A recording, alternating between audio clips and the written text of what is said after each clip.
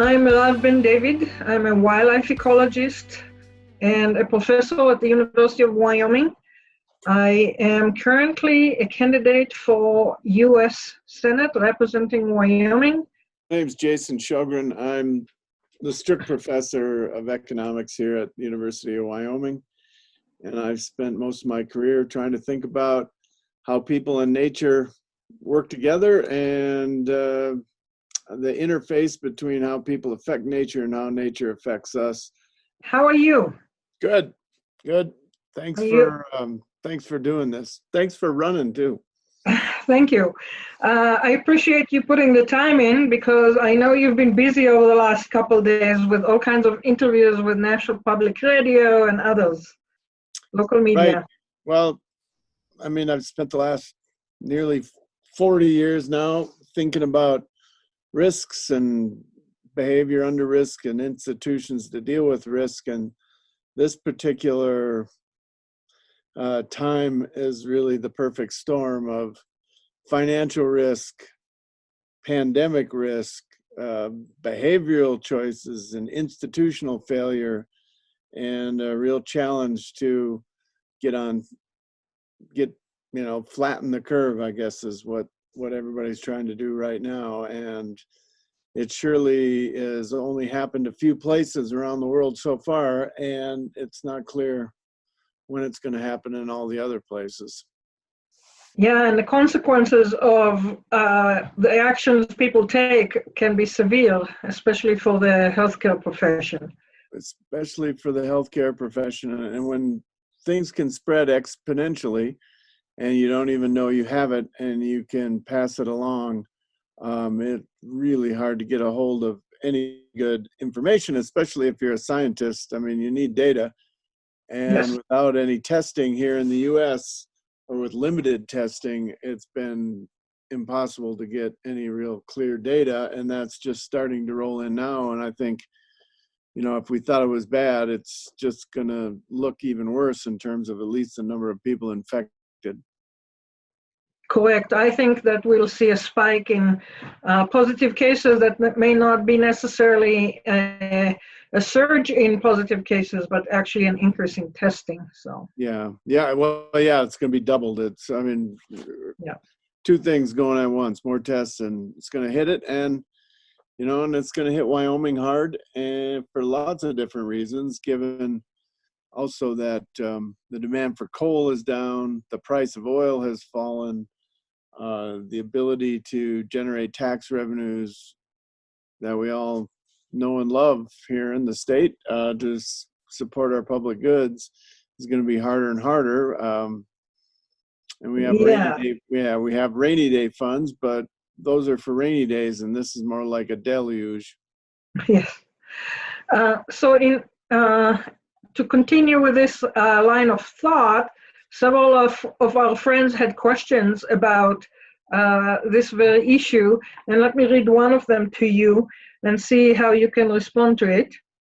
And the question is, given that the fossil fuel industry is in trouble and tourism will likely suffer from the COVID-19 travel restrictions, what are Wyoming's options to establish economic stability, and what type of industries can we bring to Wyoming in the future? Well, the first part about stability, over the years, we were at least wise enough to create these sovereign wealth funds, which allow us to take the tax revenue from the resources that we pulled out of the ground and put them in the bank. And so Wyoming has, it's not insignificant, $30 billion or so, depending on which funds you consider. $30 billion in a bank account for 500,000 people gives us a lot of flexibility. Over the years, we've been, let's just say, prudent in our investment strategy. So we have not suffered a lot of downside risks, but we've missed a lot of the upside risks. So the funds could be a little bigger than they are. But those funds do give us the flexibility to try to weather out these rainy days. The problem is, as I've said, that a lot of these funds have really been aimed at financial risks when energy markets drop, and then we dip into the rainy day fund to prop up the state budget. But now in something like this, the rainy day fund, when we've been using it because we have not wanted to change our tax structure, we've used it in many cases to avoid dealing with the changing our tax structure. So now when we have this huge exogenous event or events with the virus and oil prices dropping and the demand for coal falling all at the same time, if Wyoming is going to stabilize, we've got to decide how we're going to pay for the public goods we want, or we're going to have to decide to let go of the public goods we can't afford anymore. And the biggest one there, of course, is education in the state, K through 12, and the university and the community colleges. It's really going to become a big choice as to how we're going to support education if the rainy day funds are not, if we can't tap it into them, and we're not going to change the tax structure to go away from, say, just tourist tax, severance tax, and property tax, if we're not going to consider the things that Tax Reform 2000 laid out almost, exactly 20 years ago now. Right.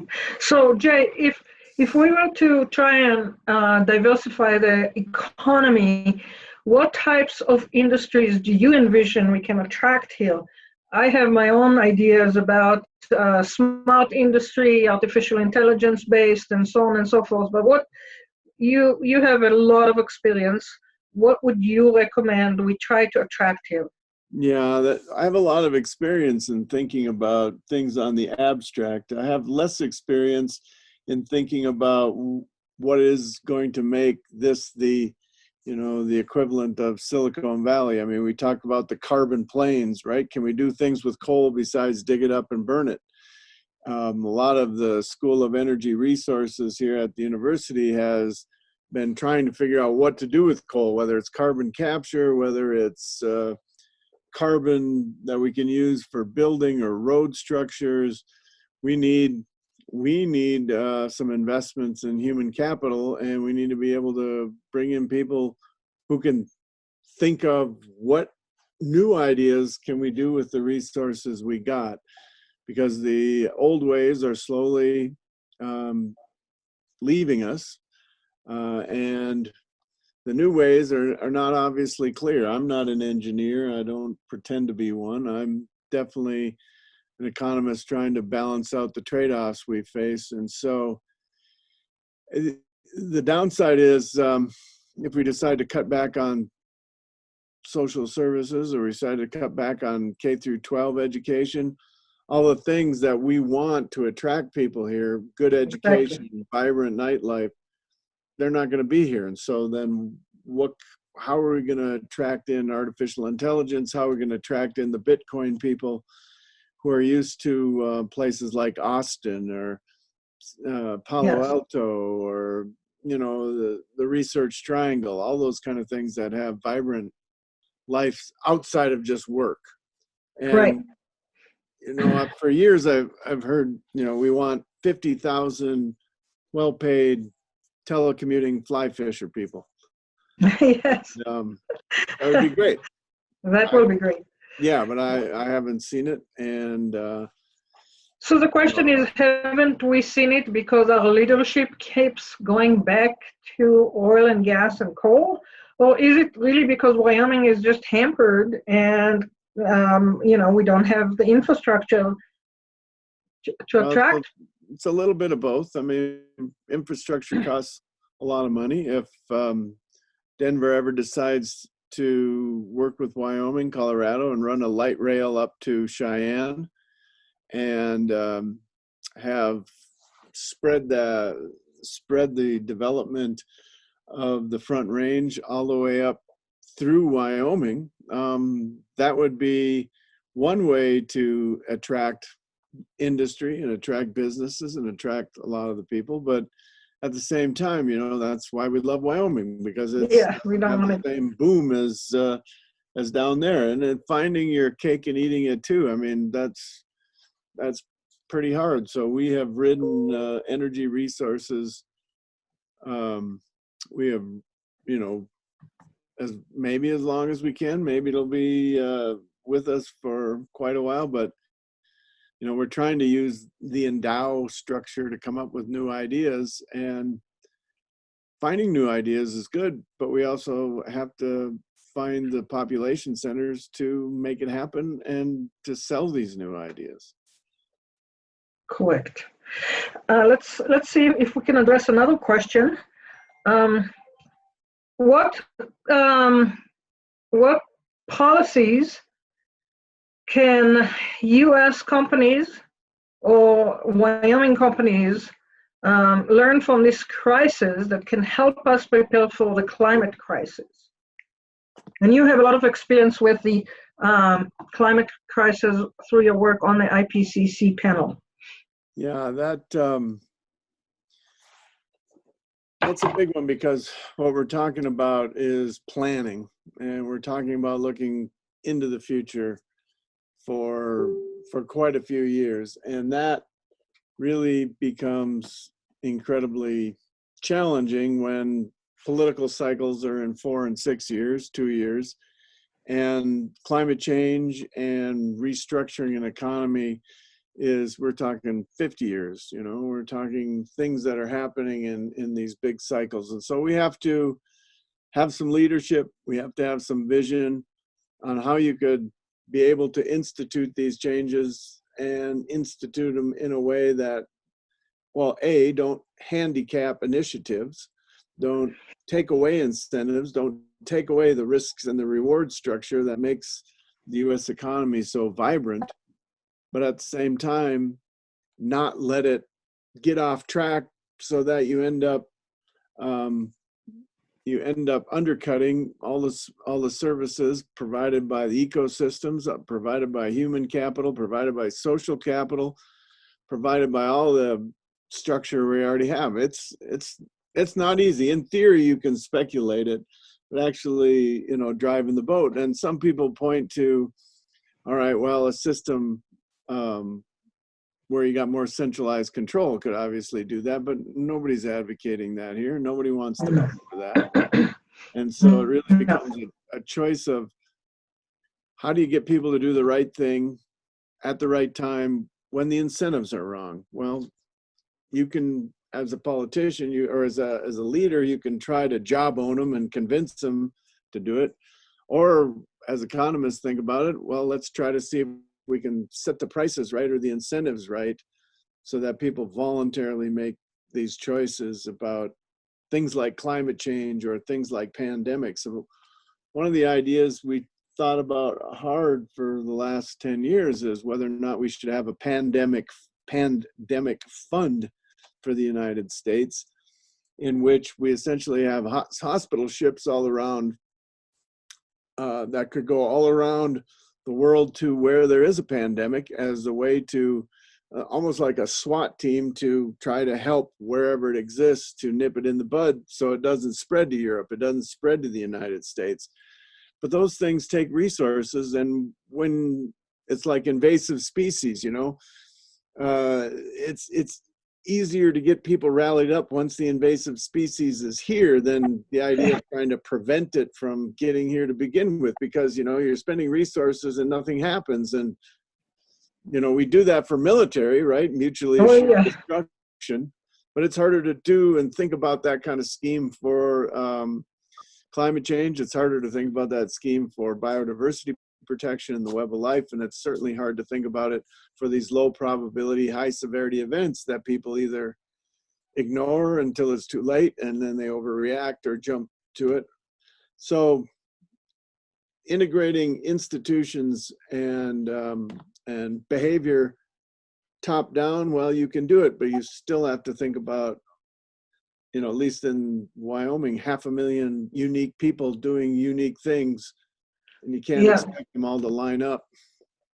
Yeah, what I was hoping is that actually this crisis will get people thinking about exactly what you're describing, about the need to plan for basically low frequency but high risk events, such as are predicted from climate change models. So if anything, I'm hoping that people will start at least thinking about this and maybe changing their behavior, just like we're doing now. You and I are close friends, but here we are sitting on two sides of the camera, just practicing social distancing. So I'm hoping that people will actually change their behavior, realize that we need to start planning now so that we can face future crises. Well, and the hard part is we did a survey from the last pandemic scare with Ebola. We did a, are you more afraid about Ebola or terrorism risk or environmental risk in general? And we surveyed the US population before the Ebola crisis and after the Ebola crisis. And that shock to the system of the potential risk from Ebola did nothing in terms of getting people more aware of pandemics. They were more afraid of terrorism strikes before Ebola, and they were just as afraid of terrorism strikes on a relative basis after Ebola. So there was no change in how people, I mean, different people might have changed, but other people changed the other way. So on net, there was no change, which struck us as, you know, people just sort of turned it on and turned it off, you know, and moved on with their lives, which means that getting people to think about using these, you know, not wasting a good catastrophe, as some people say, it's easier said than done. Well, that's a little discouraged for me, because I have been really hoping that we can change our behavior as a species. Well, I think it takes leadership. I mean, if you watch Governor Cuomo from New York on his response to Ebola, and given, you know, so many people in New York City, you're going to see it on TV. I mean, he laid out the facts. He laid out why. He explained why. He explained why what he was doing. He explained why he was doing it in terms of closures of percentage-wise, in terms of jobs and this, or in terms of employment in offices, and how private business has to restrict themselves. Clear leadership that provides the facts and doesn't try to rose color it. Clear leadership that explains transparently why they're doing what they're doing. You know, for me, I was impressed. I was impressed because it's a hard job, and he made it clear it was a hard job, but that at the same time, everyone had to take it seriously. Now, will it work 100%? No, but it at least gets people on the same page. Right. Yeah, I watched him too and thought it was impressive. And he was talking about Corona, not Ebola. A little more closer to home question. What policies do you think the Wyoming legislature can enact to support working women and small children during this period? Well, that's what the rainy day fund should be for, in terms of helping with paid leave and helping with making sure that kids who depend on the school lunches, or depend on the school breakfast, or depend on the after school activities to don't go away. You know, that's a real hard question about allocation of scarce resources here. Do you support the fund? Do you support the businesses that may employ the parents, or do you try to get the money directly to single mothers, say, or to kids who need it across the state? And one way that sort of helps do both is this notion of either paid leave or low interest loans that'll help a business keep people employed. You know, you're going to have some clauses in there, as everybody's talking about, that if you're going to do these things and send money to business, they can't fire everybody and then just keep the money to support, you know, keep things propped up. It's got to be passed along to the folks who need it.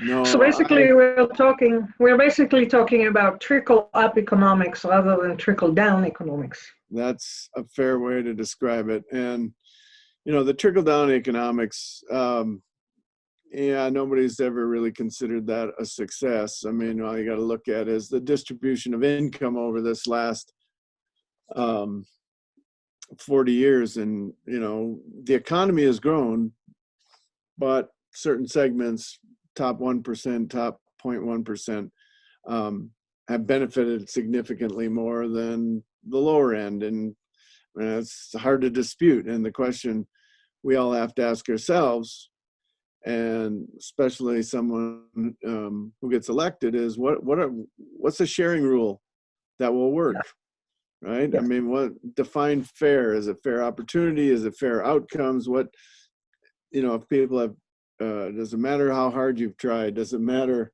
where you're at, and finding the sharing rule that works to reallocate this increase in wealth that accumulates so the rich get richer.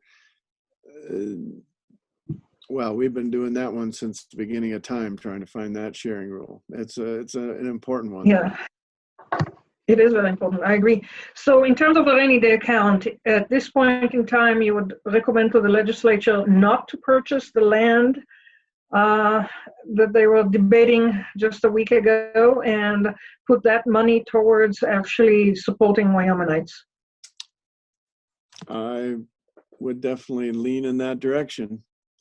I mean, I can see the argument for wanting to hold the land for a long time, but there's some people more than usual caught in the crossfire right now, and it's hard to justify just buying land and holding it.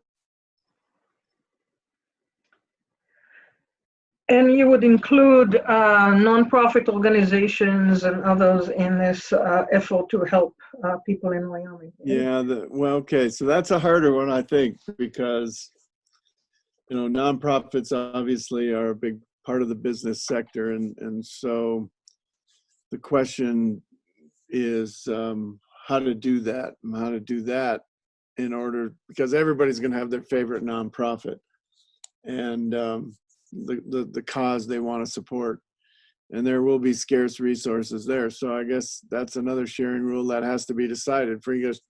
Private sector, public sector, nonprofit sector. You've got 3 coffee cans, and how much do you want to put into each of them? I don't have any great wisdom on that. I just know that you know, you've got competing interests trying to help support them all, and so you spread it too thin, nobody benefits. Yeah. Do you help anybody by spreading it too thin too? So Right. Yeah. So it's not a simple solution, unfortunately. Okay, let's see if we can get a funny question in before we run out of time. If someone offered us magic beans in exchange for the state, should we hold out for 4 or settle for 3? Well, yeah, that's kind of the wish list there, of the wish and the promises that everything turns out fine. And I think right now we're going to be lucky if we get 2. And so we you know, we always say Wyoming is a small town with long streets. Well, here's our chance to prove it. Yeah. We all truly are going to have to step up one way or another and figure out what it is we value and what it is we want to support. And I think for yourself thinking about public office, that becomes a fundamental question, because, you know, we're all here, and I don't, you know, as Jay the person, you know, I have my preferences. As Jay the economist, you know, I'm looking across the different sectors and say, okay, some hard choices are going to have to be made, and they are not going to make some people happy. I mean, there will be winners and there will be losers, and finding a way to make that run is the job of politics. Yeah, but we need your insights in order to make the right economic decisions. I think you can use economists to give you the data, right? Yeah, to give us the projections and ideas. But yeah, then we have to rally the people behind whatever is the best option. No, I ran and was elected to the school board twice. So I was an economist and a politician at the same time, and I recognize the need for rational data and rational choice. At the same time, you got to weigh it with the emotional concerns of all the people that you're dealing with, and their emotions are going to matter so much. And then it becomes a question of, well, what kind of weight do you put on the rational data and what kind of weight do you put on the emotions? Sometimes they line up, a lot of times they don't. And it's the same with wildlife conservation that I've experienced over the years. You know, we know what the biological data says and what we as modelers and conservation biologists will decide to do if we had free reign. And then we have the public input, which may not always align with what we think is best. And then we have to figure out how to juggle it and how to get everybody, all stakeholders on board. So yeah, I'm familiar with exactly what you're delineating here. Same job. Let's see if we can sneak a couple more questions in, because I have one for you, for myself. So a question that came up with is,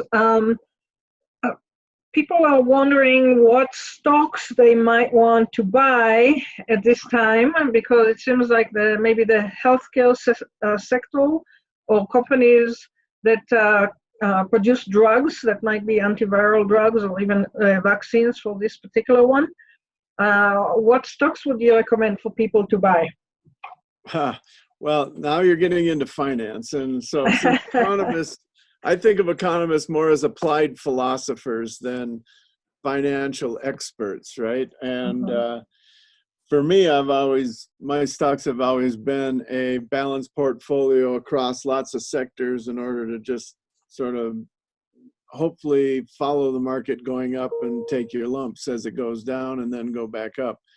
Nowadays, you know, if you're looking for sure winners, good luck, because you can focus in on the medical industry, or you can focus in on what you think people are going to need. And but picking winners, I'm going to leave that one to the guys on CNBC.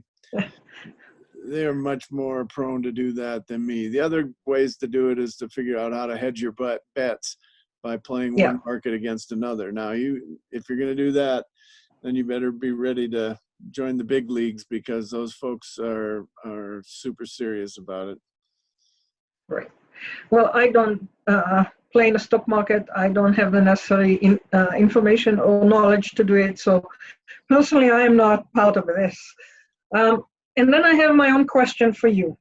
And that is, given what's going on and the situation we're facing, and assuming I get elected to represent Wyoming in Senate this coming November, what would be the first bill that you suggest I bring to the floor and work with my colleagues to draft that will help us rebuild the U.S. economy? To help rebuild the whole U.S. economy? Well, the U.S. economy, on the surface, has been on a tear since we dealt with the financial crisis in 2008, 2009. And it has been on a bull run for nearly a decade. And so in that sense, the question I guess you could ask yourself, is that real or imaginary? Because all the gains in the stock market have disappeared from when Trump was elected. The Trump bump essentially has vanished in this last few weeks. And so do we really need to restructure the U.S. economy? Well, it depends on what you want to account for. If you want to account for climate change and you want to account for the risks that we are pushing down the line, like deficit spending, debt, the size of the debt, the climate change, you can say that the first thing we need to do is realize that some of these economic games are just a mirage, because we're just pushing the buck off to the future, and we're just assuming other people are going to pick up the debt. We're assuming other people are going to be able to outsmart climate change. We're assuming that the web of life is not going to unravel, at least on us. And that's not a particularly popular position, because you're asking people to essentially slow down and think about what it means to grow an economy in a bigger context. Now, is that a specific bill? Well, yeah, the bill would be to get some kind of coherent climate policy on the table right now to understand what a real economy can do, given that there are externalities that are imposed on a global level. That's what I would ask. Thank you, Jay. I think I will hire you as my consultant. Well, you don't have to hire me. I'm on board. I wish you luck on this, because we need some new ideas. Thank you.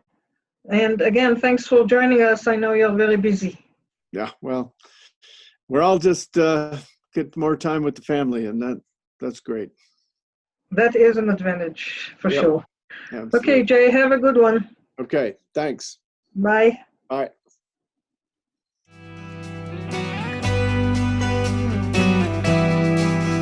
In the great pine forest of 1889, I found a single feather hanging on a twisted vine.